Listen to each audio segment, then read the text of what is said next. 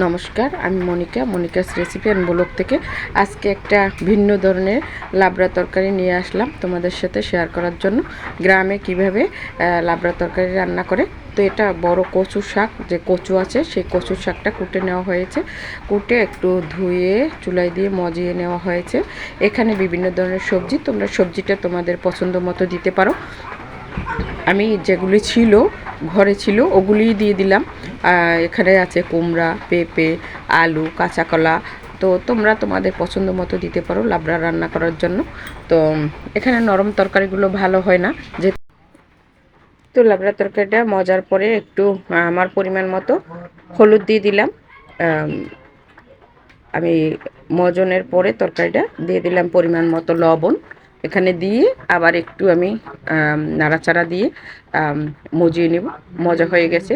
এখানে দিয়ে দিচ্ছি একটু আদা বাটা। আদাটা বেটে নিয়েছি, তোমরা চাইলে কুচো কুচোও দিতে পারো। দিয়ে দিলাম কাঁচামরিচ বাটা। এই লাবড়ার তরকারিটা অনেক সুস্বাদু। এবং একটু নারকেল দিয়ে দিলাম। নারকেলটা লাবড়ার সাথে দিলে একটু অনেক ভালো লাগে, খেতে অনেক মজা হয়। তো ভালো করে মজিয়ে নামিয়ে নিলাম। এখন কড়াইয়ে তেল দিয়ে দিলাম, দেখতেই পাচ্ছেন। তো কড়াইয়ে তেল দিয়ে আমি একটু কটা শুকনো মরিচ ভেজে নিব। তেলের মধ্যে শুকনো মরিচটা দিলে লাবড়ার তরকারিটার ঘ্রাণটা অনেক সুন্দর হয় এবং খেতে অসম্ভব মজা হয়।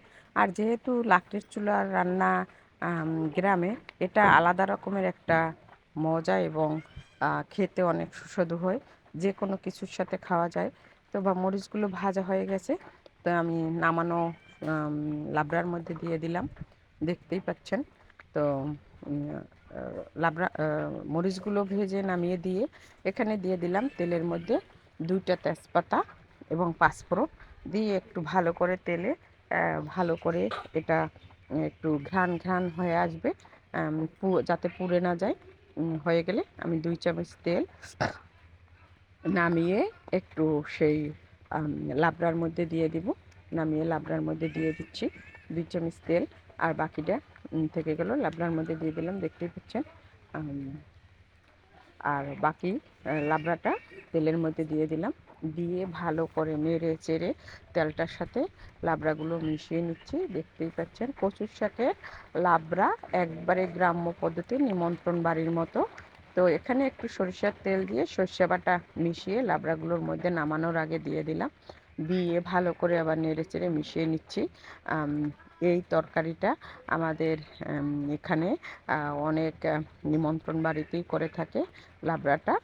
তো একটু নামানোর আগে চিনি দিয়ে দিলাম। চিনিটা লাবড়ার মধ্যে দিলে ভালো লাগে, আপনারা আপনাদের পছন্দ মতো না দিলে হবে। যদি ভিডিওটা ভালো লাগে সবাই লাইক শেয়ার কমেন্ট করবেন।